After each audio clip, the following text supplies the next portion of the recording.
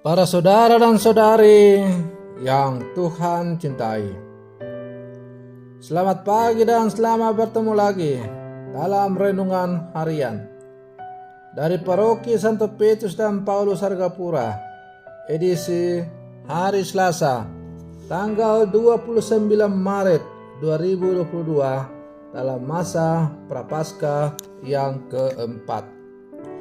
Mengawali hari yang baru ini, kita hendak mendengar dan merenungkan sabda Tuhan. Marilah sebelum kita mendengar dan merenungkan sabda Tuhan, kita berdoa. Dalam nama Bapa dan Putra dan Roh Kudus. Amin. Allah Bapa, sumber air kehidupan, kehausan kami akan kedamaian telah dipenuhi oleh Yesus Tuhan kami. Kami mohon semoga Ia berkenan menyembuhkan kami dari segala penyakit dan dosa. Bersabdalah ya Tuhan, kami siap untuk mendengarkan. Terpujilah Engkau Bapa, Putra dan Roh Kudus, kini dan sepanjang segala masa. Amin. Para saudara dan saudari yang Tuhan cintai, sabda Tuhan yang hendak kita dengar dan kita renungkan untuk mengawali hari yang baru ini diambil dari Injil Yohanes pasal 5 ayat 1 sampai 16. Tuhan bersamamu. Inilah Injil Tuhan kita Yesus Kristus menurut Santo Yohanes. Pada hari raya orang Yahudi, Yesus berangkat ke Yerusalem. Di Yerusalem, dekat pintu gerbang domba, ada sebuah kolam yang dalam bahasa Ibrani disebut Betesda. Serambinya ada 5. Dan di serambi-serambi itu berbaring sejumlah besar orang sakit, orang-orang buta, orang-orang timpang, dan orang-orang lumpuh yang menantikan goncangan air kolam itu. Sebab sewaktu-waktu turun malaikat Tuhan ke dalam kolam itu dan menggoncangkan air itu. Barang siapa yang terdahulu masuk ke dalamnya, sesudah goncangan air itu menjadi sembuh, apapun juga penyakitnya. Di situ ada seorang yang sudah 38 tahun lamanya sakit. Ketika Yesus melihat orang itu berbaring di situ, dan karena ia tahu bahwa ia telah lama dalam keadaan itu, berkatalah ia kepadanya, "Maukah engkau sembuh?" Jawab orang sakit itu kepadanya, "Tuhan, tidak ada orang yang menurunkan aku ke dalam kolam itu apabila airnya mulai goncang. Dan sementara aku menuju ke kolam itu, orang lain sudah turun mendahului aku." Kata Yesus kepadanya, "Bangunlah, angkatlah tilammu dan berjalanlah." Dan pada saat itu juga sembuhlah orang itu, lalu ia mengangkat tilamnya dan berjalan. Tetapi hari itu hari Sabat. Karena itu orang-orang Yahudi berkata kepada orang yang baru sembuh itu, "Hari ini hari Sabat dan tidak boleh engkau memikul tilammu." Akan tetapi ia menjawab mereka, "Orang yang telah menyembuhkan aku, dia yang mengatakan kepadaku, 'Angkatlah tilammu dan berjalanlah.'" Mereka bertanya kepadanya, "Siapakah orang itu yang berkata kepadamu, 'Angkatlah tilammu dan berjalanlah'?" Tetapi orang yang baru sembuh itu tidak tahu siapa orang itu, sebab Yesus telah menghilang ke tengah-tengah orang banyak di tempat itu. Kemudian Yesus bertemu dengan dia dalam bait Allah, lalu berkata kepadanya, "Engkau telah sembuh, jangan berbuat dosa lagi, supaya padamu jangan terjadi yang lebih buruk." Orang itu keluar lalu menceritakan kepada orang-orang Yahudi bahwa Yesuslah yang telah menyembuhkan dia.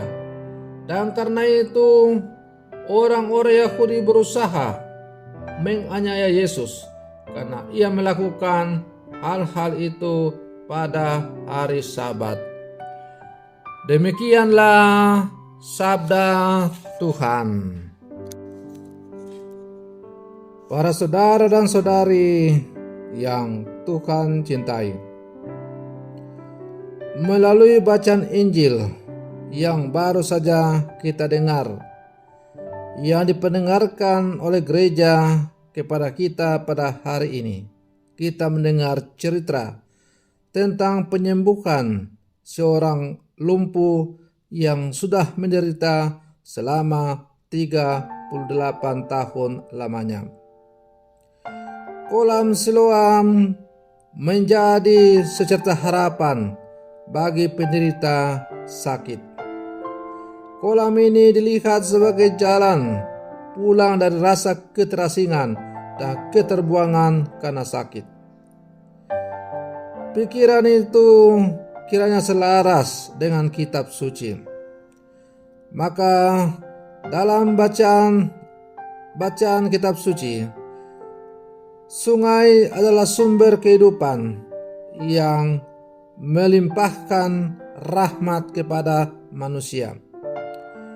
Di dalam kitab suci dikatakan bagaimana air itu mengalir, semua yang ada di sana pasti hidup. Air menjadi simbol kekuatan dan kehadiran Allah sendiri yang menyelamatkan. Karena itu, air digunakan dalam banyak ritus dalam agama besar, termasuk kita orang Katolik. Air baptis untuk kita adalah simbol pemurnian diri dan kesucian hati, supaya kita bersatu dengan Allah sendiri. Para saudara dan saudari yang Tuhan cintai, dalam peristiwa tadi, si sakit tidak bisa turun ke kolam karena tidak ada orang yang menurunkannya. Tetapi Yesus menyembuhkannya tanpa harus menceburkan si sakit ke dalam kolam.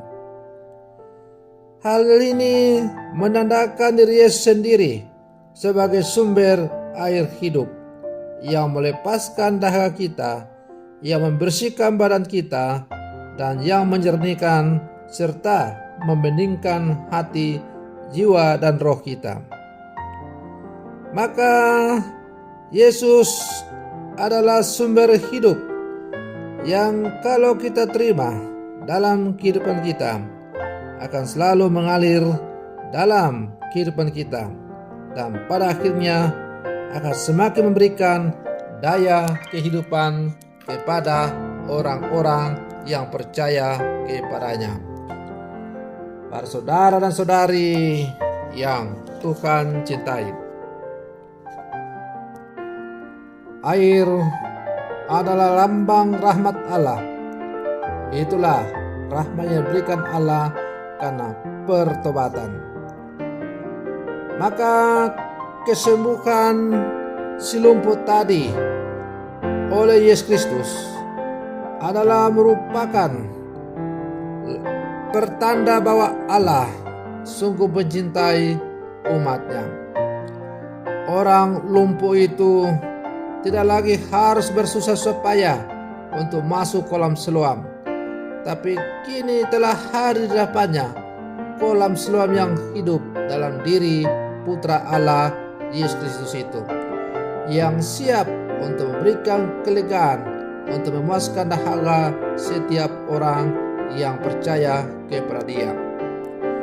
Maka para saudara dan saudari yang Tuhan cintai, Yesus adalah kolam Siloam baru atau kolam Bethesda baru yang diberikan oleh Allah kepada kita untuk kita timba sebagai sumber kekuatan dalam kehidupan kita. Jadikanlah Yesus sebagai satu-satunya sumber air kehidupan, maka yakin dan percayalah hidupmu akan selalu penuh dengan kedamaian. Semoga demikian. Selamat pagi, Tuhan Yesus memberkati.